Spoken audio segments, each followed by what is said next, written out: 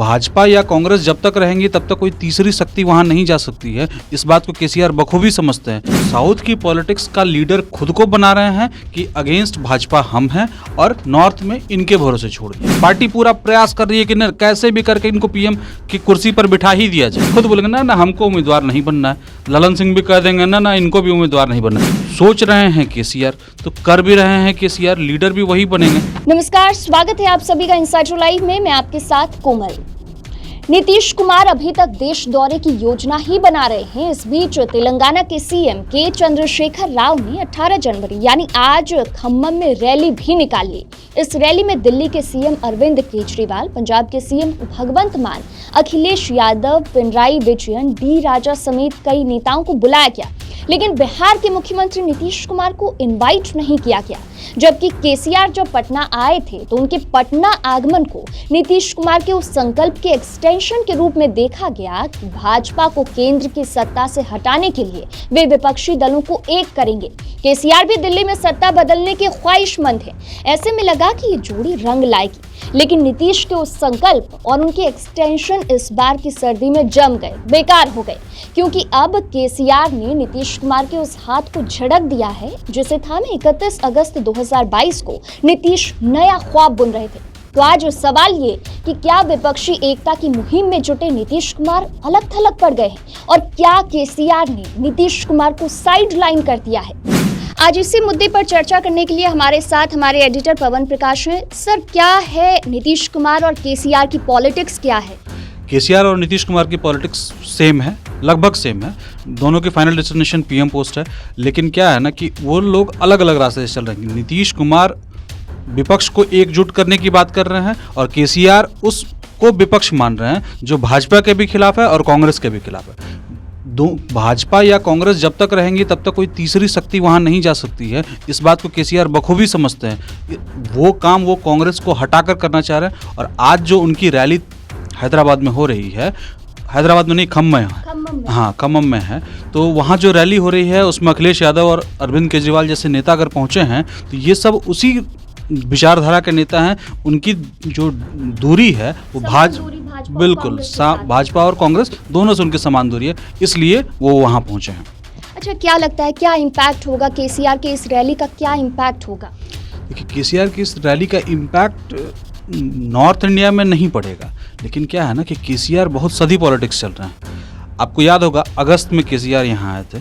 उसके बाद जब वो गए थे, दुर्गा पूजा का वो वक्त था जब उन्होंने अपनी पार्टी को नेशनल लेवल पर लेके आए। टीआरएस थी, उसको उन्होंने बीआरएस कर दिया है।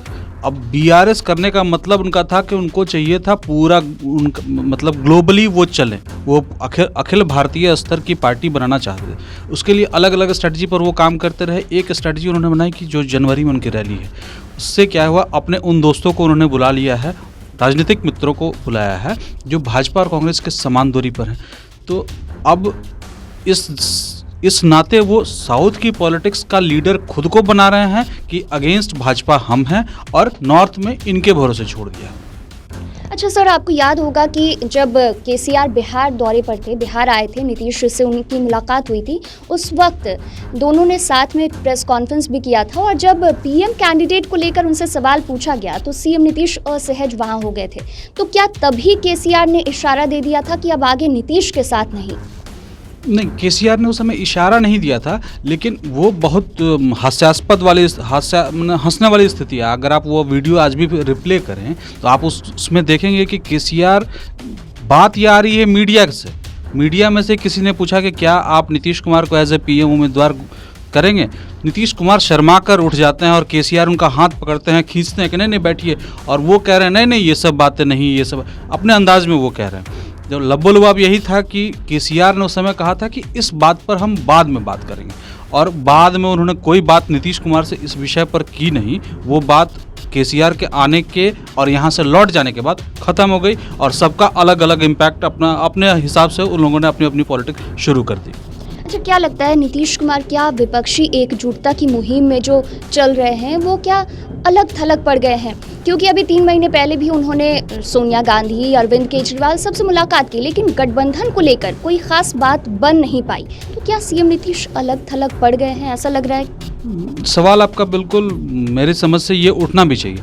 इसका रीज़न क्या है कि नीतीश कुमार जब देश के दौरे पर उस समय निकले थे, दौरे पे नहीं, कुछ नेताओं के विजिट्स पर निकले थे, तो जो उसमें अखिलेश यादव भी शामिल थे, शरद पवार भी, अरविंद केजरीवाल सबसे मिले थे। लेकिन क्या है कि आज अगर अखिलेश यादव और अरविंद केजरीवाल केसीआर के तरफ जा रहे हैं तो नीतीश कुमार ये निश्चित तौर पर फेल हो रहे हैं कि वो विपक्ष को अपने पक्ष में एकजुट नहीं कर पाए। भाजपा के खिलाफ वो सभी लोग हैं, ये सारे नेता भाजपा के खिलाफ हैं, लेकिन ये लोग नीतीश के समर्थन में नहीं आ पाए, वो समर्थन में चले गए केसीआर के। उसके पीछे उनका अपना रीज़न भी है। देखिए, साउथ के स्टेट्स में, साउथ के कुछ स्टेट्स, सभी स्टेट्स को मिला लें तो 131 सीटें हैं, मतलब जो लोकसभा की 131 सीटें हैं, तो उसमें से कोई उतना बड़ा लीडर नहीं है जितनी महत्वाकांक्षा केसीआर की है। तमिलनाडु से स्टालिन उतना बड़ा भी जिगर नहीं दिखा पाए हैं, केरल से पीवी भी नहीं उस दिशा में सोचते हैं कि हम पीएम बने या कुछ, तो सोच रहे हैं केसीआर, तो कर भी रहे हैं केसीआर, लीडर भी वही बनेंगे। साउथ में सिर्फ भाजपा आपको कर्नाटक में है, बाकी जगह तमिलनाडु वगैरह में तो उसका खाता नहीं खुलता है। केरल में भी वही स्थिति है। ये जो यूटीज़ हैं वहाँ उनका एक एक सीट है, तो वहाँ वो निकाल ले जाएं, हो सकता है वो सीटें हो भी जाएं। लेकिन क्या है कि मेजर लार्जर जो 131 सीट है उसमें भाजपा बहुत ज़्यादा नहीं आगे बढ़ सकती है।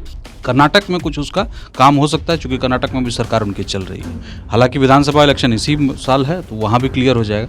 तो भाजपा अगर साउथ में नहीं है तो केसीआर चाह रहे हैं कि साउथ के लोग उन्हें सपोर्ट करें और नॉर्थ में बाकी लोग भाजपा के खिलाफ काम करें।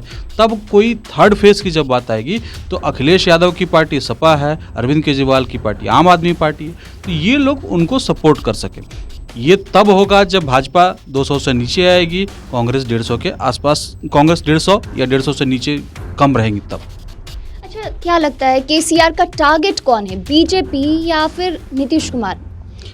केसीआर का टारगेट बीजेपी ही है, लपेटे में आ गए हैं नीतीश कुमार।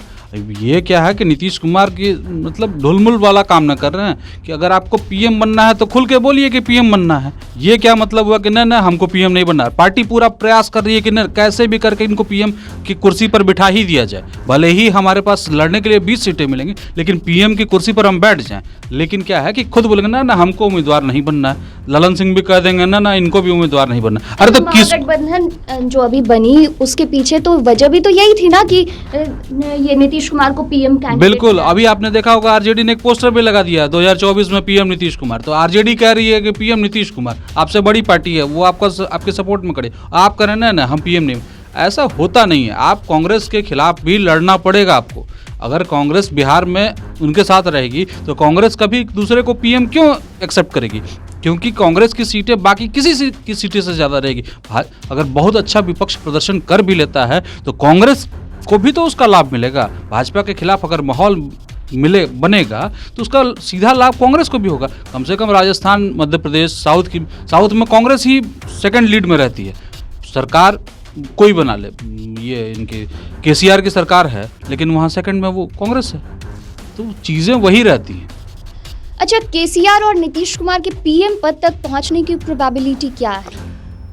दोनों की प्रोबेबिलिटी लगभग सेम है। दोनों तब पहुंचेंगे जब तीसरे चेहरे पर बात आएगी।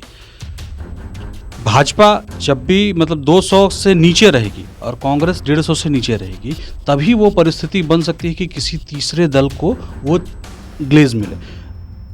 ऐसे कैसे मिल सकता है? मतलब मान लीजिए कि अगर कांग्रेस 180 190 पहुंच जाए, भाजपा 250 पहुंच जाए, तो बाकी लोगों की सीटें तो कम हो जाएंगी ना।